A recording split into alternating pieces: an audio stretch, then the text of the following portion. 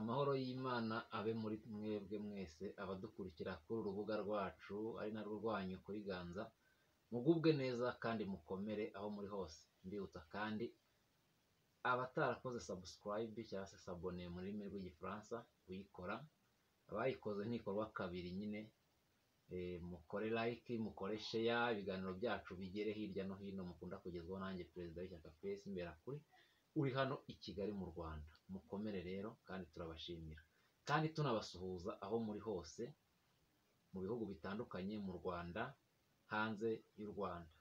Abanyarwanda cyane cyane mbihanganisha mu bihe byose tumazemo iminsi byaguma mu rugo, bamwe abandi guma mu turere, n'ubu tusubiye muri guma mu turere.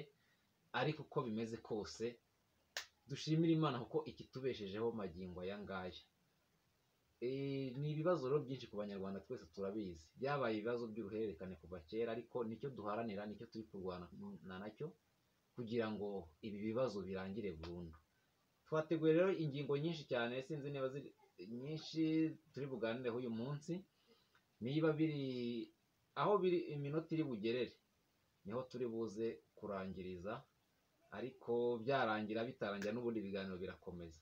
Uyu munsi rero nifuje ko turi buze gukora ku busesenguzi ko dusanzwe tugiraho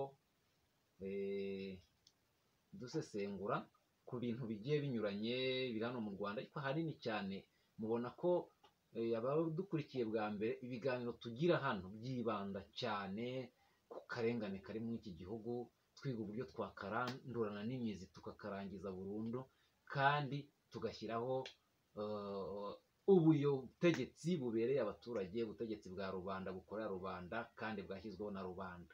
Kurwanya akarengane rero cyangwa kugira tuzabushyiraho nta kindi uretse ko tuzaba twamaze gusezerera burundu ababikora, ubutegetsi ubwo buyobozi bubikora butari mu byifuzo bya rubanda. None ari ikintu muri bintu rero turi buganireho cyane cyane, ikintu cya mbere turi busesengureho ni ikintu bita amarenga ya revolisiyo ari mu Rwanda, ni ukuvuga impinduramatwara mu Rwanda irimo ikomanga rwose igeze ku muryango. Ikindi turi buze kuganiraho ni ku bihaye Imana mu Rwanda. Bavuga ko bihaye Imana cyangwa abakuru b'amadini n'amatorero basa nk'abigize ba ntibindeba hano mu Rwanda, mu gihe ku bibazo byose duhura nabyo bigize ba ntibindeba kuri politike. Mbega bo binjiye muri politike, ahubwo usanga abaturage barivugira ibibazo byabo, ugasanga abo bitwa ngo ni abashumba babo baragumya kurebera ibibazo bahura nabyo ntibagire icyo. Turi buze kubigarukaho cyane cyane, tuze ku kibazo cy'abarimu bo mu mashuri yigenga, ibibazo bahuye nabyo n'amarira bafite muri iyi minsi nabyo byatugezeho.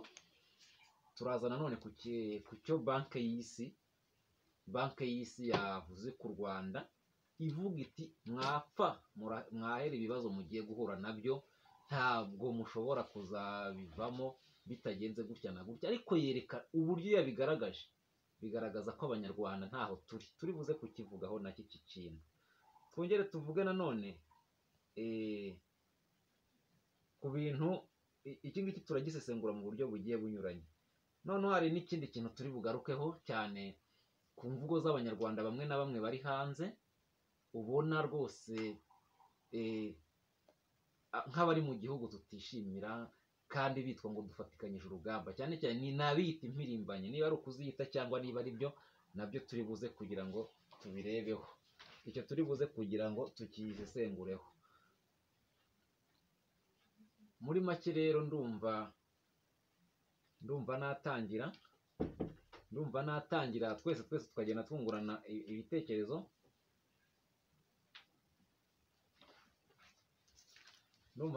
Tukagenda twungurana ibitekerezo tukomeje rero tusesenguye ingingo z'ingenzi zimwe twatangiriyeho. Reka duhere kuri aka kantu twavuze tuti cyane kwintuza kw'iyi raporo ya banki y'isi mbona yasesekaye iri gukwirakwira ahantu hose.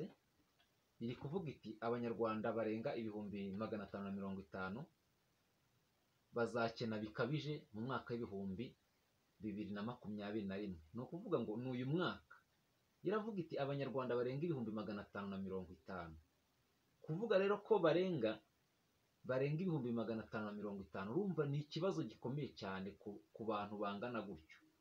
Iyo yenda niko banki y'isi yabibonye, ariko iyo ivuga ngo baranarenga koko baranarenga, natwe iyo iza gupresiza ikavuga ngo uno mubare ngo 550 bizagenda gutya, ariko koko uranarenga cyane. Ushobora no kuzasanga hafi n'ubu ngubu na mbere abantu bari bakennye batarahuye noneho n'ibi byorezo n'ibi bibazo, noneho kuva twaragize ibi bibazo birenze, urumva aho ubukene buzaba bugeze.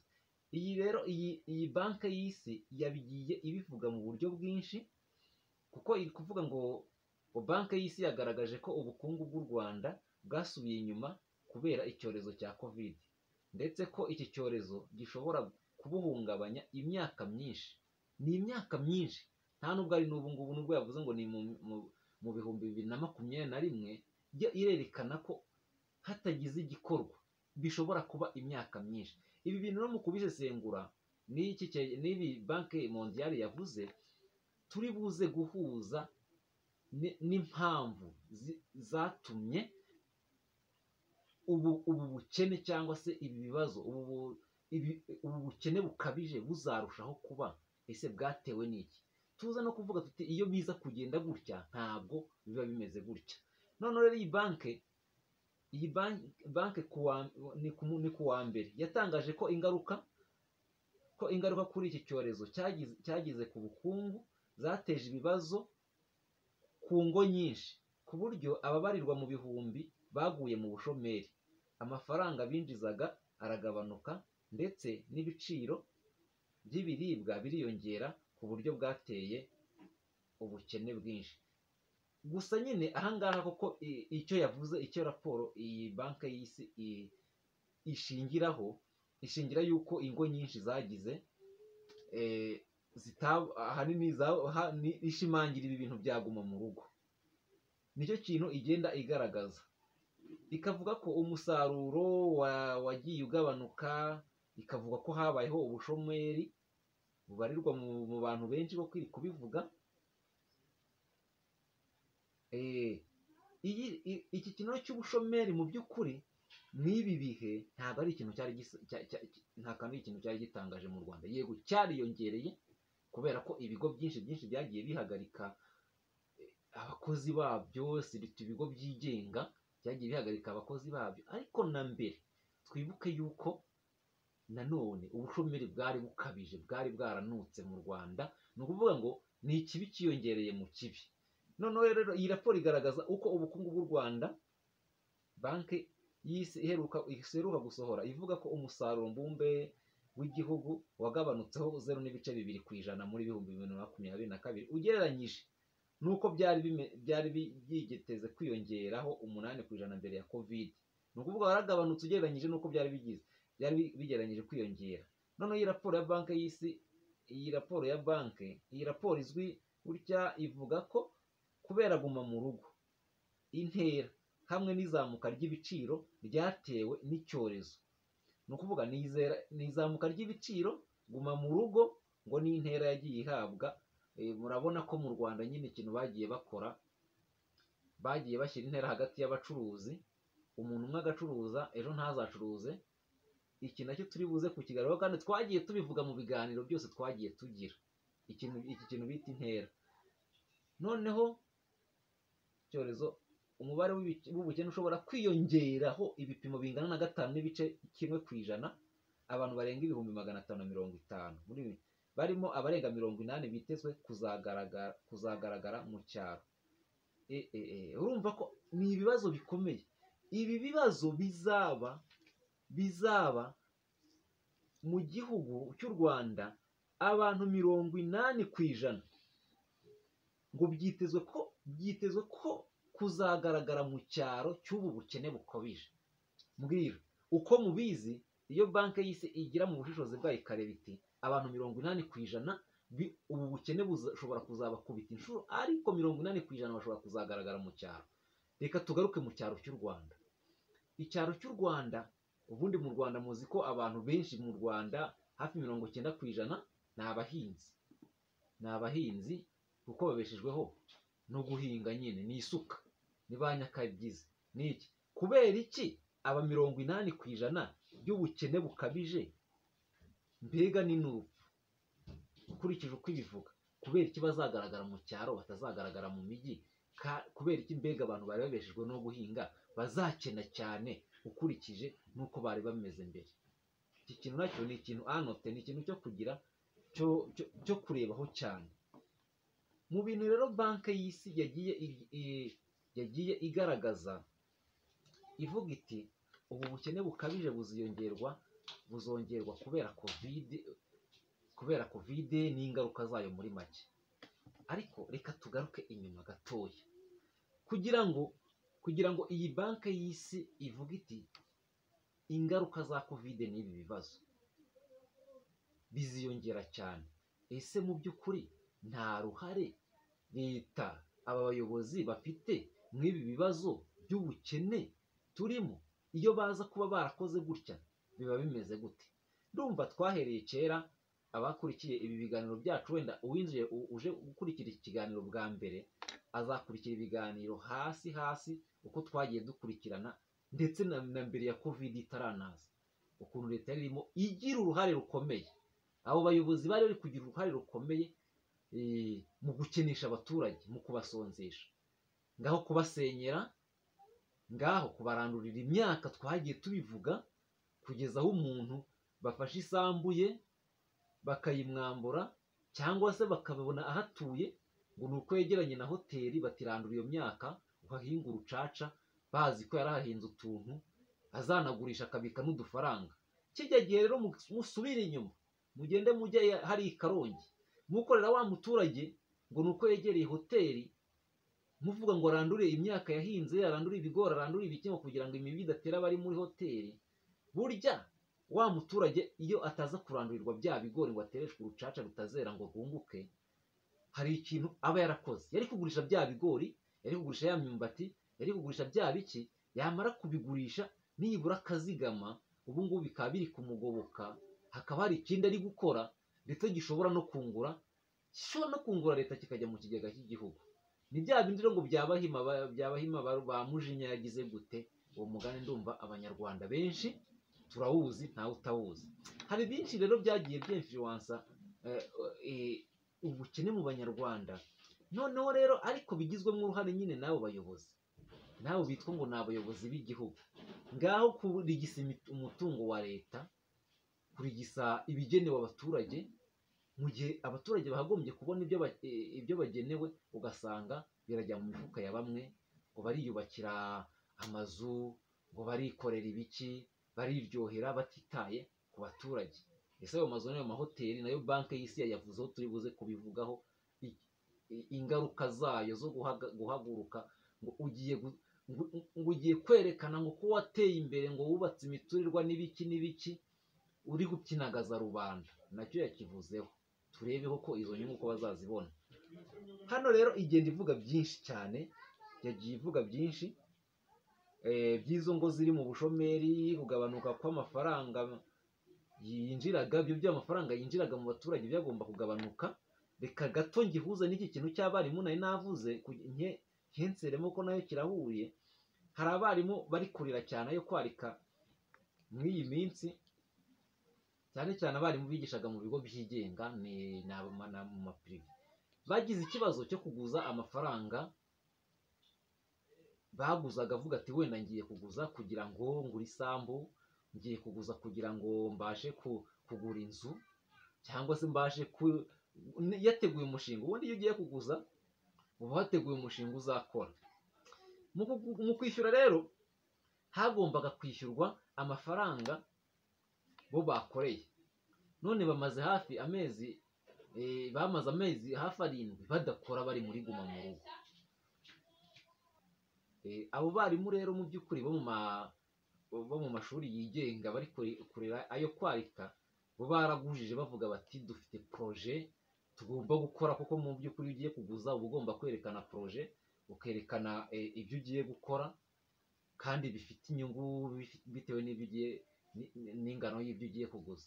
Ubu rero igihe batangiye akazi bo baravuga bati agashahara kose duhembwe leta, mwarimu sako ni ikigega cyabo nyine, ngo ni banki yabo ya mwarimu sako, ihita igira gutya igahita iyamyoraho, igahita itwara, ku buryo banavuga bati nta nayo kurya dusigirwa, kubera ko baravuga ngo mwamaze igihe mutishyura, mwamaze igihe mutishyura, mwagombye kuba mwarishyuye. Ukibaza iyo mwarimu sako ni ibigega bya leta, ni banki za leta zagiye zishyiraho ku mwarimu ngo kugira ngo umwarimu zimuteze imbere, ariko noneho ya mwarimu sako ukirengagiza ya evenoma abantu bavuyemo turi mubi, situranayivamo turacyanayirimo. Abarimu rero bati rwose ibaze guhembwa udufaranga wari uhembwe tugera kuri mwarimu sako ihita itwishyura. Icyo rero abantu bibaza natwe tunibazaho ko iyo mwarimu sako nk'uko nari nabivuze ni ikigega, ni banki, ni ikigega cya leta, ni banki ya leta yashyizeho ngo kugira ngo bagoboke umwarimu. Ese ubu ni ukumugoboka? Tugarutse rero nanone, u Rwanda rwafashe imfashanyo nyinshi nk'ibihe bya covid, iyo tubara ayo mafaranga ntagira ingano, rufata inguzanyo nyinshi izishyurwa natwe abanyarwanda uko turi, ariko ngo ntishobora kureba wa mwarimu n'ingaruka yahuye nazo, ahubwo n'utwe bashyizeho yakagombye kurya, bati ni ukuduhunguraho. Kandi icyo ni ikigega, iyo ni banki ya leta izwi. Kubera iki noneho batareba bati uyu mwarimu yahuye n'ingaruka za covid, we ntiyigeze ahembwa muri ibi n'ibi. Ese niba ahembwe yatangiye akazi ararya iki? Guharanira guhita biyishyura gusa. Ese barayishyuraho ko mu by'ukuri unarebye igihe abantu ibyo bagurije barabikoze? Abarimo rero ngo bari guhatirwa kugira ngo bongere baguze, kugira ngo bongere, ni ukuvuga ngo ni ukubahoza mu madeni, bongere baguze kugira ngo babone ayo barya. Nabo bakavuga bati turaguze, se hari poroje dufite, ahubwo murebe ingaruka twahuye nazo, murebe ibibazo twahuye natwe, ntabwo ari twebwe, ahubwo iryo deni ryagombye. Ukuntu ari ibintu bigaragara, ariya mafaranga wumva ko hari ibyo leta ivuga ngo guteza imbere ngo ibigo by'ubucuruzi ngo byagizweho n'ingaruka za covid. Ibyo bintu byagombye kugenderwa gutyo, kuko umwarimu nubwo ari umwarimu wigenga mu bigo byigenga, ariko ari kwigishiriza nde? Ari kwigishiriza igihugu. Ntabwo rero yagombye kuzagenda yiziritse umukanda, ntabwo yagombye kugenda amara yenda gusohoka, ururimi rwenda gusohoka, ngo kubera inzara, kubera ko ari kwishyura utwo ahembwe, utwo akoreye, badutwara mu bihe kandi bazi neza ibihe abantu bari barimo kandi bakirimo. Kuri iki kintu rero iyo ugihuje n'iki kintu cya banki y'isi ivuga iti abantu bazarushaho kuba batinde, barushaho kuba bakene, n'iki kintu ntabwo wareka kugihuza, kubera ko niba umwarimu ari guhembwa bahita batwara, azakena, ahubwo uzasanga ejo bundi yanarwaye bwaki, ananirwe no kujya gukora.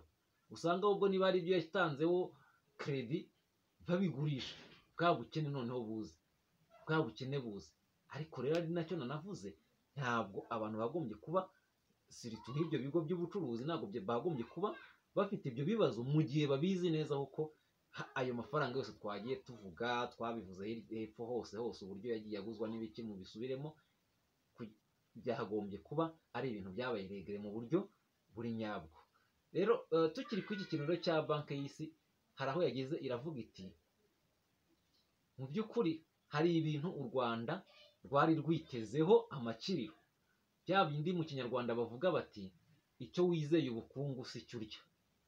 N'ibyo bintu rero bivuga ko bubatse amazu, bakubaka amahoteli, bagashingira no ku bukerarugendo. None ubu ngubu rero dufite n'ibibazo bikomeye cyane, kubera ko twanavuga ko ubukerarugendo busa n'ubwahagaze.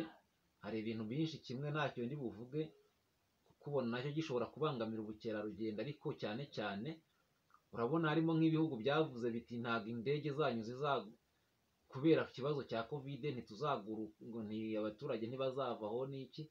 Kandi urabona ko niba n'ubukungu ku isi bwaranazahaye, buriya abantu benshi ntibazanatembera. Ni ukuvuga ngo abantu bubatse imiturirwa cyane, bubaka ama etaje, bubaka amahoteli, biteguye ko ngo ubukerarugendo, ariko ntabwo bari barebye kure ngo bakore filozofi y'ibishobora kuba, ngo barebe imihindagurikire y'ikirere. Icyo kintu niba wubatse utegereje ngo hari abazaza kugira ngo baryame, hari abazaza kugira ngo barebe, daboro hagombye kubaka uvuga uti nubwo bitarebwa n'abariya, ariko ibi bintu rero by'amazungu agerekeranye, amahoteli, ibiki n'ibiki twagendaga tuvuga tuti bakagenda bakavuga ngo Kigali ngo twarubatse, ngo reba ayo mazu agerekeranye, ngira ngo ari n'abantu ugasanga umuntu muranabishwanira, usanga aba no mu mwobo atagira n'aho ariko avuga ngo twateye imbere, ngo reba amazu n'ayo make. N'izo ayo mazu nabura abayararamo, abo bantu bari bayategerereje nabo ubukungu bamereye nabi, ubukene bumeze nabi, nizo zangaruka. Ariko iyo baza kuba bararebye ibintu bibereye abanyarwanda bose bakora, niba ari inganda zikora utuntu gutyo, niba barateje imbere ubuhinzi ku buryo ubuhinzi butera imbere ku rwego rwo hejuru, ubworozi n'ibiki, nibura natwe tuba turi guhahira abandi. Ariko bashatse kwigwizaho no kugira gute ngo bavuge bati twageze aha ntacyo tutakoze, twubatse ibizu, dutegereje ko abazungu bazaza bakabamo, noneho rero reka abo bazungu bo kuza turebe uko ibintu bigenda. Mu by'ukuri rero iryo hungabana ry'ubukungu nanone bishingiye kuri bya bindi tuvuga ngo ni ukwiha umupira muremure. Burya uri mu kibuga ukiha umupira muremure, ahanini akenshi uragucika ugasanga utowe n'abandi, ahubwo hagombye kugenda wipasa mutoya. Ni ukuvuga umuntu aba agomba kwishima aho akira, ntabwo uzagenda ngo ujye niyo ruke uvuge ngo nzaterura umuturirwa. Ibyo ngibyo rero mu by'ukuri kwirata, kwishongora, ugasanga nibyo bikururiye igihugu ibibazo. Nibyo rero navugaga nti bagombye kuba baribanze ku bikorwa buri munyarwanda wese yibonamo.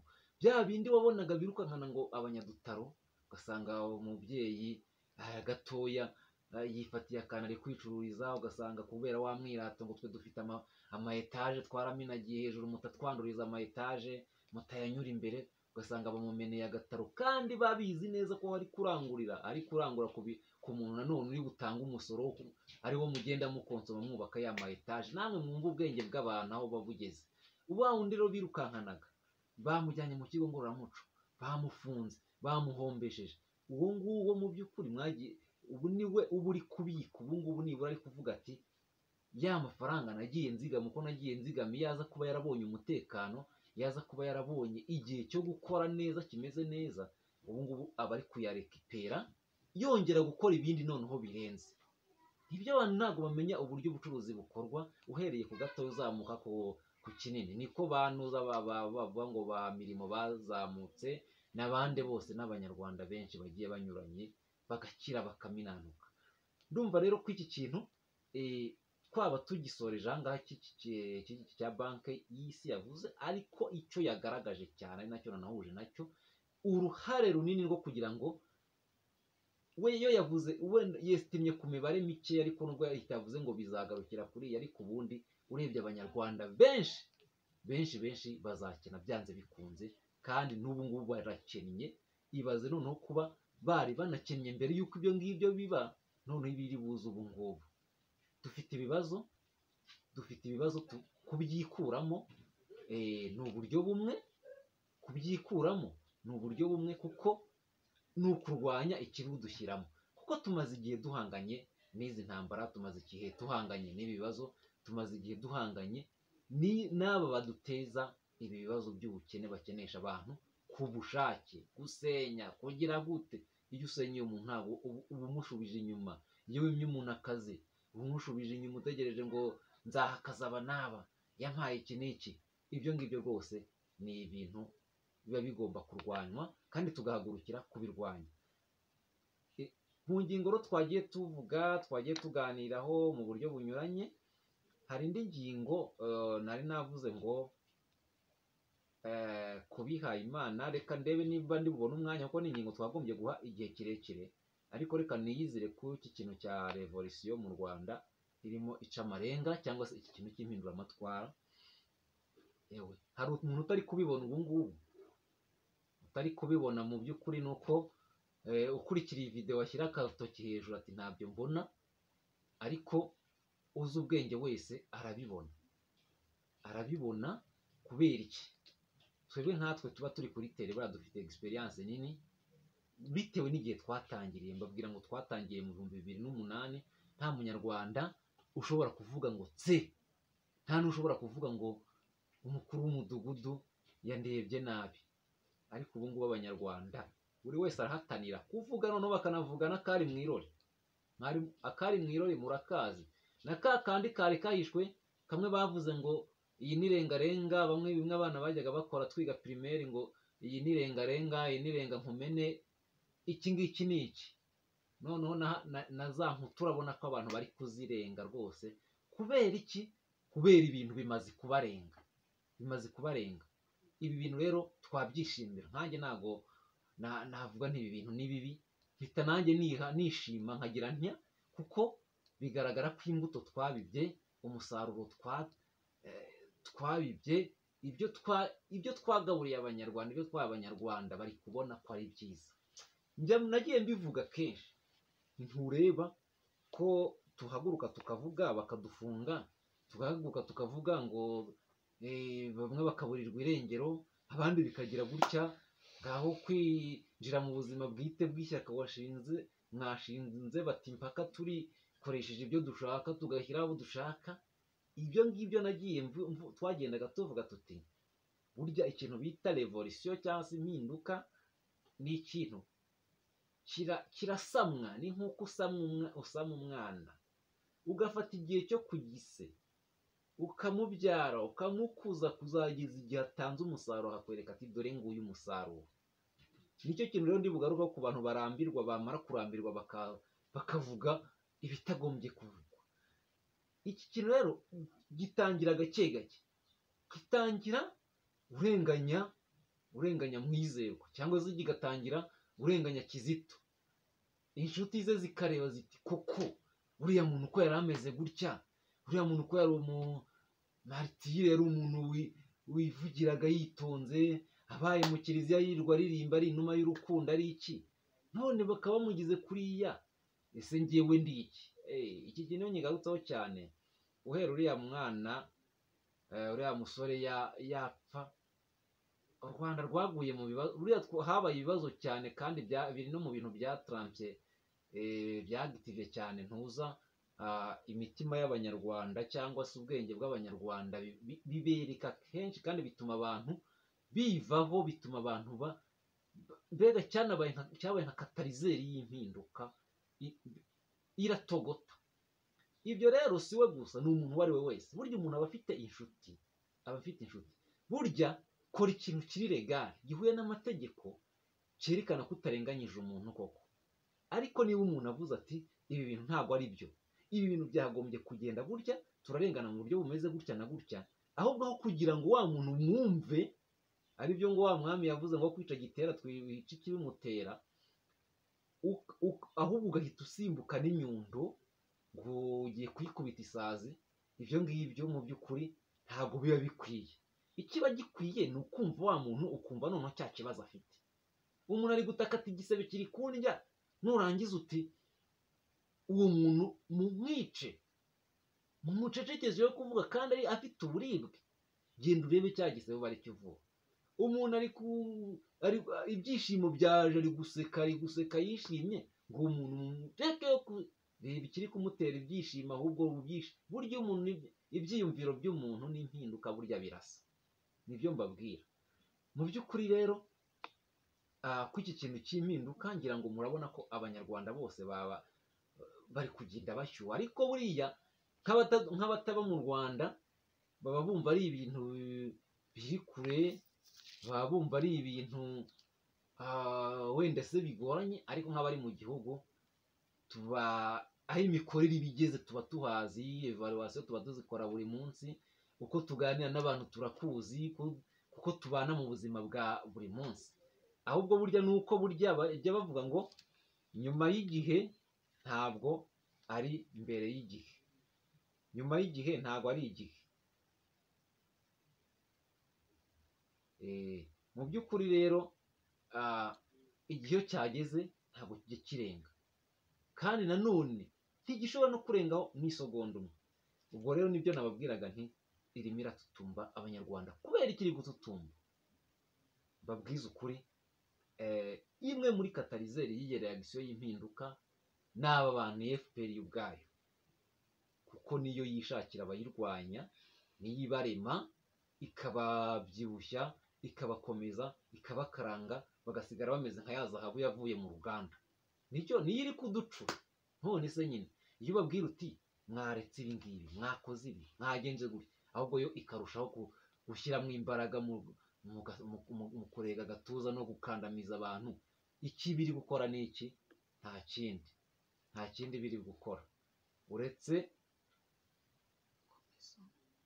uretse ibyo ngibyo. Mu by'ukuri rero icyo kintu cy'iyi mpinduka kigomba kuba, kandi byanze bikunze kikaba impinduka ikozwe n'abanyarwanda kandi y'abanyarwanda.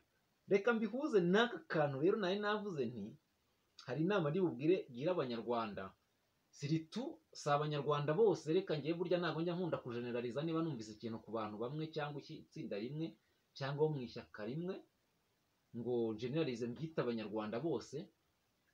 Mu by'ukuri abanyarwanda baba hanze harimo abanyarwanda bazima babona ibintu, ndetse nk'ababa mu gihugu banababajwe n'uko abanyarwanda babayeho, yewe bakanagira n'uruhare runini runafatika mu kuba hari icyo bakora banafasha abanyarwanda. Kuko ngenda bazi bamenya, bumva ngo kanaka saraburayi, bakavuga bati reka turwane no kureba uko byagenda. Noneho abo ngabo rwose nabo gushimirwa, ariko ugasanga abandi batagira n'icyo banakora nibo batanga za ultimatumu ngo tubahaye igihe, ngo mu mezi ngo 10 niba bitagenda gutya ngo turafunga, ngo mube mwapfuye, ngo mwashize. Mukabyara mwe mumbwire, ese abo bantu iyo bavuga gutyo baba bazi urugamba bari kurwana? Bazi icyo bita urugamba icyo ari cyo, bazi icyo bita guharanira demokarasi icyo ari cyo, bazi icyo bita gukuraho ubutegetsi buriho mu mahoro, cyangwa ari n'abadakoresha amahoro n'abakoresha ikibarwana imyaka n'imyaniko wenda bikagerwaho. Ariko icyo kintu bazi icyo ari cyo. Ese bazi icyo bita isaha y'Imana icyo ari cyo mbere yo kuzana ibintu nk'ibyo ngibyo? Ni gute ushobora kuza ukihandagaza ukazana incyuro ku bantu ngo nibitagenda gutya ngo ukanajeneraliza ngo abanyarwanda ufasha bangahe, uha bangahe, ufitiye akamaro bangahe, ku buryo wumva ko badakoze ibyo ushaka mu gihe ushaka uzafunga bagapfa bagashira. Rwose tujye dukora ibintu, tumenye guhuza ibibuga byombi. Iki kintu rero gihita kigaragaza yuko umuntu uba uvuga gutyo cyangwa utekereza gutyo n'itsinda ryaba ritekereza gutyo, ntago riba rihuje imyumvire, ntago riba rihuje imibereho n'abo ngabo. Niba umuntu ari i Burayi cyangwa se ari hehe, yarafatije yari Canada, ari hehe, ati bariya nta kintu bandebaho, bari mu gihugu, nibo bashimutwa, nibo bari gukandamizwa, nibo bari kugira gute. Nk'umuntu utekereza gutyo yumva afite logique. Iki kintu nagisomye, ndeba discussion zabayeho, ndeba n'uburyo nanjye araho n'interview nyabwo mbona umuntu ashatse kunzamukana nyereka yuko iki. Ariko reka babwire, umuntu utekereza gutyo ntabwo atekereza nk'umuntu uzi icyo ari gukora, ntabwo atekereza nk'umuntu ufite ikintu cy'ubumuntu muri we, ntabwo atekereza nk'umuntu uzi neza ko ibyo dukora si twebwe tubigena, turakora Imana ikabiha umugisha bitewe n'isaha yayo. Ubwo ntiyemera n'Imana tout simplement. Turabizi neza ko ibyo dukora bigira igihe bikazatanga umusaruro, ariko icyo nemeza ku isaha nuko hari bamwe barambirwa, cyangwa bamwe bita bankunda ibishyushye, akaza ati kuko bimeze gutya ejo ibintu birakemuka. Nta gukora politiki ari ukurambirwa, ni uguhagarara ugashikama, kuko uwo muhanganye nawe aba afite amaguru ahagazeho, aba afite nawe aho yazirikiye n'ibyo imigozi yose yagiye azirika n'ibiki byose, aba afite n'ubushobozi kuko yakemisora abaturage n'ibiki. Ariko wowe nkaho ubwo wavuze uti reka ndwane impundura kugira ngo tubashe guhuza. Niba rero wumva ko uri muri Canada, uri Burayi, uri Amerika, uri he, uri muri Afurika, ahantu hameze neza, ukumva ko utegereje ngo umunyarwanda ngo agomba gupfa, wowe ngo ntacyo uzaba, hari ikintu wibeshyaho. Mbaho urugero, Rusesabagina ntiyari ari muri Amerika, none se azi uburyo yageze mu Rwanda? Ni bande benshi bagiye baturuka muri ibyo bihugu bakibona mu Rwanda, abo se wenda ntibanatekerezaga bati hariya ntitushobora kuba twahagera. Ikintu rero ugomba kumenya ikintu bita inkomoko yawe. Umuntu utazi ngo yava ntamenya n'iyajya. Umuntu wumva ko niya ndirimbo Kizito yaririmbye ngo nimuducumbikire ariko ntimwibagirwe, ariko ntitwibagirwe ko turi abana b'u Rwanda. Kubera iki tujuru aho uri nkomanga iza ku mutima wawe ngo ndi umunyarwanda, ugatangira kurwanira igihugu cyawe? Nuko ubuzi ko inkomoko yawe ari aho. Ese kubera iki ejo batabahinduka bati musubire iwanyu mugende? Ko ibintu bihora bihinduka, bakakwambura ubwenegihugu, bakakwambura sitati y'ubuhunzi, bakati subira iwawe mu gihe uzaba utarahateguye, cyangwa wenda n'igihe uzaba warapfuye, mu gihe uzaba utarahategura umwana wawe bakamukora nk'ibyo Abayisiraheli babakorera muri Egiputa, bakabagira abakoroni bakajya gutyo, bigasaba ko musubira iwanyu. Urumva uba waramusize he? Daboro rero reba ibibazo biri iwanyu, ureba abahari wo kujya kubishongora ngo kubera ko uwo munsi wumva wariye. Abanyarwanda ndabizi tubayeho nabi, twabaye impunzi mu gihugu cyacu, dusabiriza mu gihugu cyacu, turya bitugoye mu gihugu cyacu. Muri make ukuntu tubayeho abanyarwanda cyane cyane bari mu gihugu, hari n'abandi ariko buriya duhuje ibibazo bahari, ariko icyo navuga wenda batari mu Rwanda, ariko cyane cyane mwibuka Abanyayisiraheli bo muri Egiputa bagiye bakabaho bitewe na manu, bagasenga inuma zikamanuka batazi iyo ziturutse, bakabura umuriro wo kuzotsa, umuriro ukaza zigashya, bakarya inyama.